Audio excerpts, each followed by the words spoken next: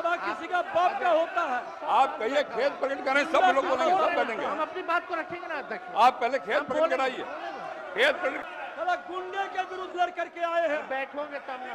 हजारों लोगों को यह हत्या किया है, इसके विरुद्ध लड़ेंगे।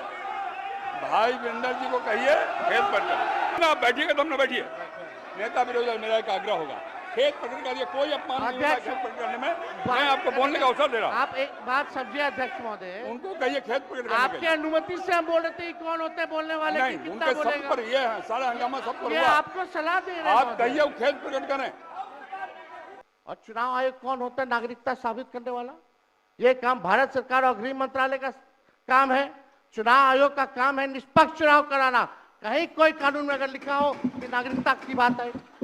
यहाँ दो उप मुख्यमंत्री बैठे, दोनों उप मुख्यमंत्री सूत्र के हवाले से बयानबाजी शुरू कर दिए कि बांग्लादेशी आ गया, नेपाली आ गया, म्यांमार का आ गया। अच्छा होता कि एसआईआर के विषय में सभी दल को जो है एक एक बार इस लोकतंत्र के मंदिर में लोकतंत्र को बचाने के लिए अपनी बात को रखने का मौका मिलता था। अध्यक्ष महोदय, लालू जी कहते हैं वोट का राज मतलब छोट का राज। संविधान में हम सब लोगों को ये अधिकार मिला है कि जो भी व्यक्ति 18 साल का अगर हो जाए तो उसको एक वोट देने का अधिकार है, चाहे कितना अमीर से अमीर व्यक्ति हो या शक्तिशाली व्यक्ति हो या अंतिम पैदान पे खड़ा हमारा व्यक्ति हो। इस संविधान ने सबको इक्वल पावर दिया है, समान अधिकार दिया है। और आप जानते हैं महोदय कि हमारे एसआईआर जो प्रक्रिया हो रही है, हमको इसका विरोध नहीं है, एसआईआर का विरोध नहीं करते, लेकिन जो प्रक्रिया, जो पारदर्शिता होनी चाहिए, ईमानदारी से निष्पक्ष होकर के चुनाव आयोग को काम करना चाहिए था, वो ये काम नहीं कर रही। इसका हम इस सदन में हम खंडन करते हैं और ये सच्चाई है महोदय। मतलब चुनाव आयोग का ये कहना है कि हम जो है कंप्लेंट मिला कि बाहरी वोटर आ गए हैं या बाहर के अंदर आ गए हैं, ये उनके न्यूज के सूत्रों से मिला। शर्म की बात है कि अभी भी इतना बड़ा ड्राइव एसआईआर का चल रहा है और इलेक्शन कमिश्नर अब तक जो है प्रेस कॉन्फ्रेंस करके अपने पक्ष को नहीं रखे हैं और सूत्रों से खबर मिलती रही है। 2003 में ये ड्राइव हुआ था महोदय, जब अटल जी की सरकार थी, उस समय 1 से 2 साल लगा था इसको करने में, और अब ये जाकर के हो रहा है। यानी इन बीच में 2025 और 2003 के बीच में कई चुनाव हो गए। यानी हम मान लें कि नीतीश कुमार जी मुख्यमंत्री बने हैं तो वो फर्जी मुख्यमंत्री बने हुए हैं। अगर नीतीश मोदी जी का चुनाव हुआ तो वो फर्जी मुख्यमंत्री बने हुए, या हम जितने विधायक हम भी चुन करके आए हैं तो वो फर्जी वोटर से आए हैं। तो इसका माने क्या है महोदय? ये सवाल ज्यादा हम समय नहीं लेंगे महोदय। 4 चीजों को लेकर के हम लोगों ने सवाल जो है पूछा था। एक समय को लेकर के, अगर आपको कराना ही था तो फरवरी में एक नया लिस्ट आया था वोटर लिस्ट का। अगर आपको इतना ही कराना था, इतना ही कंप्लेंट था, तो आप लोकसभा के चुनाव के बाद आप प्रक्रिया शुरू कर देते। समय जो है लोगों के पास था, वो भी इस समय जब मानसून का समय है और हम लोग भी देख रहे कि कितने घर बीएलए लोग जा रहे हैं। खुद ही कई डॉक्यूमेंट्री हम लोगों ने वीडियोस देखे, कई निष्पक्ष ईमानदार पत्रकारों का हम लोगों ने वीडियो देखा है कि बीएलओ जो है खुद ही फॉर्म अंगूठा मार करके साइन करके अपलोड कर रहा है। और इसमें महोदय इलेक्शन कमीशन ने डॉक्यूमेंट मांगे, 11 ऐसे डॉक्यूमेंट मांगे। पहले बता दें, डॉक्यूमेंट के मामले में चाहे मैट्रिक का हो, चाहे बर्थ सर्टिफिकेट हो, डेथ सर्टिफिकेट हो, बिहार सबसे फिसड्डी राज्य है डॉक्यूमेंट के मामले में। मात्र 2.3% जो है बिहार के लोगों के पास वो डॉक्यूमेंट है महोदय। फिर भी वो 11 ऐसा डॉक्यूमेंट मांगा जा रहा है जो गरीब के पास ही नहीं है महोदय। क्यों नहीं आधार को जोड़ा गया? आप इलेक्शन कमीशन ने आधार को लिंक किया था वोटर आईडी से ताकि डुप्लीकेसी ना हो महोदय। क्यों नहीं राशन कार्ड इंक्लूड किया जाता है? क्यों नहीं मनरेगा कार्ड यूज करने के लिए अनुमति दी गई? बल्कि ये बात सुप्रीम कोर्ट में भी मामला चल रहा है। सुप्रीम कोर्ट ने चुनाव आयोग को फटकार लगाते हुए सलाह दी कि आप आधार कार्ड यूज कीजिए, आप राशन कार्ड जो है आप इस्तेमाल करने का काम कीजिए। लेकिन इलेक्शन कमीशन सुप्रीम कोर्ट के फटकार और सलाह के बाद भी खुल के सामने आके अपनी बात को नहीं रखा।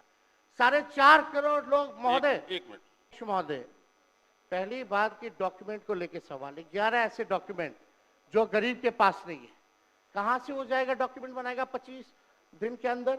अब तो समय भी खत्म हो गया। कहां से 4.5 करोड़ लोग, बिहार के लोग जो है बाहर पलायन करते हैं। राज्यसभा में ये हमारे सांसद द्वारा सवाल पूछा गया, लेबर मिनिस्ट्री जवाब देती है कि लगभग 3 करोड़ बिहारी रजिस्टर्ड है लेबर जो बाहर रहते हैं। तो नॉन रजिस्टर्ड को आप मिला ले तो 4.5 करोड़ जो बिहार के लोग जो है वो बाहर रहते हैं। कुछ काम के लिए जाते हैं, कुछ छोटी अवधि के लिए जाते हैं, कुछ लंबे अवधि के लिए जाते हैं, लेकिन वोट देने वो बिहारी आते हैं महोदय।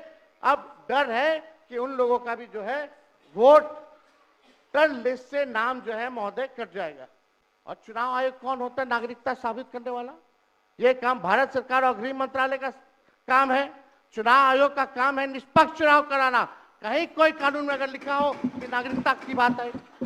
यहाँ 2 उप मुख्यमंत्री बैठे, दोनों उप मुख्यमंत्री सूत्र के हवाले से बयानबाजी शुरू कर दिए कि बांग्लादेशी आ गया, नेपाली आ गया, म्यांमार का आ गया। कल परसों ही सुन तो लो भैया, पर एक मिनट अध्यक्ष महोदय, सूत्र को क्या कहते हैं और सूत्र पर ही तो ये सारी बात कर रहे हैं।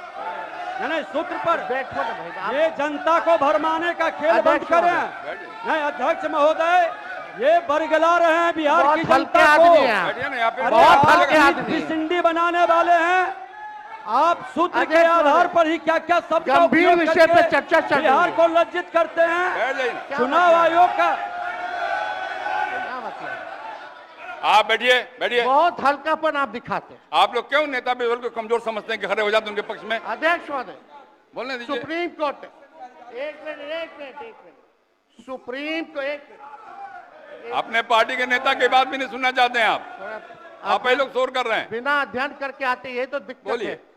सुप्रीम कोर्ट में मामला अध्यक्ष महोदय चल रहा है और कल ही चुनाव आयोग ने एफिडेविट, चुनाव आयोग में हलफनामा दिया है 780 पेजों का। उस 780 पेज में कोई विदेशी, नेपाली, बांग्लादेशी, म्यांमार, घुसपैठे का कहीं भी जिक्र नहीं है, कहीं भी जिक्र नहीं है।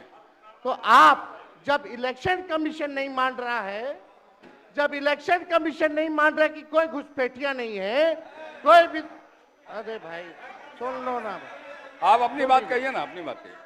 कोई बाहर, वही विदेशी के वोट से नरेंद्र मोदी प्रधानमंत्री बन गए। नेता विरोधी दल इधर वही देख के बात विदेशी करिए। वोट से नरेंद्र मोदी जी प्रधानमंत्री बन गए। अरे अब तू चुनाव जीत गए। नेता विरोधी दल इधर देख के बात करिए ना, इधर देख के बोलिए। इधर देख के, उधर क्यों देखते हैं आप? इधर देखो यार, इधर क्या देखते?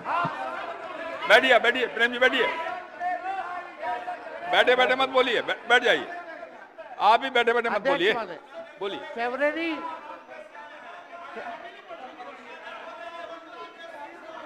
एक नेता बोल रहे हैं, आपके नेता। एक मिनट अध्यक्ष महोदय, अभी दूध का दूध, पानी का पानी हम कर देते हैं। अभी सुनो भाई, बीजेपी के 52,986 पंजीकृत बीएलए ने कभी भी विदेशी नागरिकों के मामले चुनाव आयोग के सामने नहीं उठाए। मेरा आग्रह है कि जिस विषय को आपने उठाया है उस विषय में जो जो खामियां हैं उसका आप जरूर जिक्र करिए, उसमें कोई आपत्ति की बात नहीं है। आरोप प्रत्यारोप में न जाए। बोलिए। माननीय अध्यक्ष, बैठिए। माननीय अध्यक्ष महोदय, और आपके कहने पर मैंने सभी दलों के नेताओं को बोलने के लिए सोचा है, इसलिए आप थोड़ा संक्षेप करेंगे तो बाकी लोगों को मौका मिल पाएगा। नहीं, आपकी बहुत कृपा महोदय। बोलने दीजिए ना। आप बैठिए।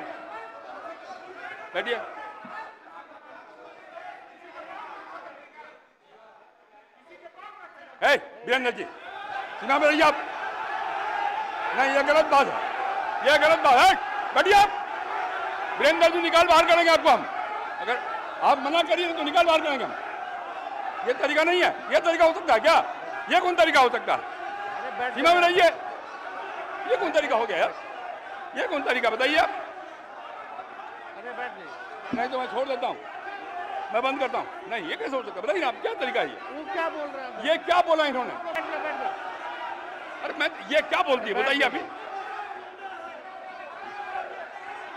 आप क्षमा मांगे पर नहीं, क्षमा मंगवाइए। नेता विरोधी दल क्षमा मंगवाइए तब होगा, नहीं तो हाउस नहीं चलेगा। आप क्षमा मंगवाइए पर नहीं, ये शब्द नहीं चलेगा। नहीं, क्षमा मंगवाइए, आप खेद प्रकट करवाइए नेता विरोधी दल। आप बैठिए बैठिए बैठिए। नेता विरोधी दल मेरा एक आग्रह होगा, नेता बैठ जाइए, बैठिए, पहले बैठिए ना, बैठिए आप, पहले बैठिए, और पहले बैठिए ना आप, बैठिए आप, पहले बैठिए, बैठिए पहले बैठिए ना आप, बैठिएगा तब ना बैठिए। नेता विरोधी दल मेरा एक आग्रह होगा, खेद प्रकट करिए, कोई अपमान नहीं होगा खेद प्रकट करने में। मैं आपको बोलने का अवसर दे रहा हूँ। आप एक बात समझिए अध्यक्ष महोदय, उनको कहिए खेद प्रकट करने आपके अनुमति से हम बोल रहे थे, कौन होते हैं बोलने वाले? नहीं, कितना उनके सब बोलेगा? पर ये है, सारा हंगामा सब पर ये हुआ। आपको सलाह दे रहे हैं आप महोदय। कहिए वो खेद प्रकट करें।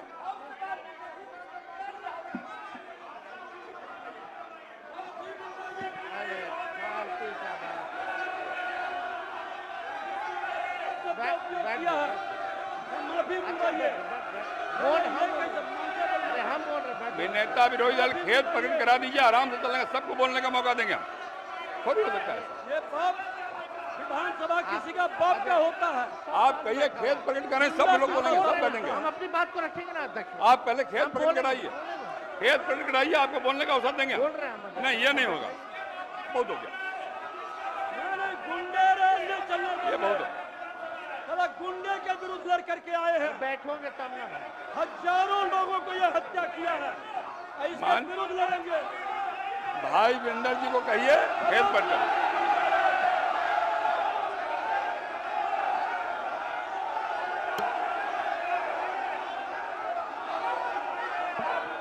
खेद प्रकट करने पहले